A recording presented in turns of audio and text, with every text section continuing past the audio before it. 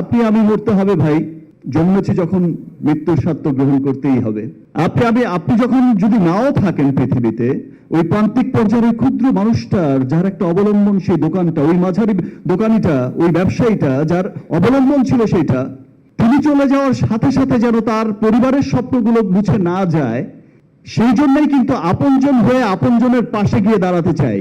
করবেন, এই যে ক্রেডিটটা রেখে গেছেন, এই যে অবলম্বনটা ছিল সেটারও শাটার বন্ধ হয়ে গেছে। কিভাবে সার্ভাইভ করবেন, কিভাবে বাচ্চা কাচ্চার পড়াশোনা করাবেন, কিভাবে তার বাকি জীবনটা তারা পরিবার সার্ভাইভ করে যাবেন, এই ব্যাপারগুলো আমাদের খুব ভাবিয়েছে, অনেক কাঁদিয়েছে। যেহেতু আমরা সমস্ত দেশের এই সমস্ত মানুষদের নিয়ে, প্রান্তিক পর্যায়ের মানুষদের নিয়েই আমাদের ব্যবসাটা পরিচালনা করতে হয়। আমি আগেই বলেছি, শত বছর, অনেক বছরের পুরনো অনেক বড় বড় কোম্পানি হয়তো তারা বড় বড় ব্যবসায়ীদের কথা ভাবে, অনেক বড় বড় চিন্তা ভাবনা করে, কিন্তু এই ছোট্ট মানুষগুলোর কথা আসলে তেমন কেউ ভাবে না। কে হয়েছে, কোন কার শাটার বন্ধ হয়ে গেছে, ব্যবসা করেছি এখন ক্রেডিট দিতে পারছে না, আচ্ছা ঠিক আছে, আর কিন্তু ভাবে না তাদেরকে নিয়ে। এই প্রথম, এটা আমি খুব ভালোবেসে কথাটা বলছি, আমি খুব ভালো লাগা থেকে কথাটা বলছি।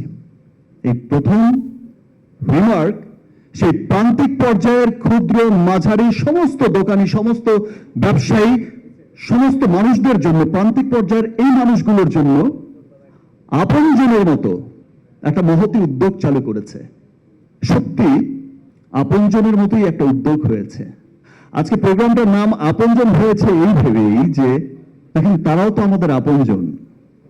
শুধু যতদিন বেঁচে থাকবেন, যতদিন ভালো থাকবেন, যতদিন ব্যবসা করে যাব, ততদিনই আপনজন থাকবেন। তিনি যখন থাকবেন না বা কোনো কারণে যখন তার মৃত্যু হয়েছে বা কিছু, তিনি একটা অসুবিধার মধ্যে পড়ে গেছেন, তখন আর আপনজন ছুটে পর হয়ে যাবে। ব্যাপারটা তো আসলে তাই হওয়া উচিত নয়।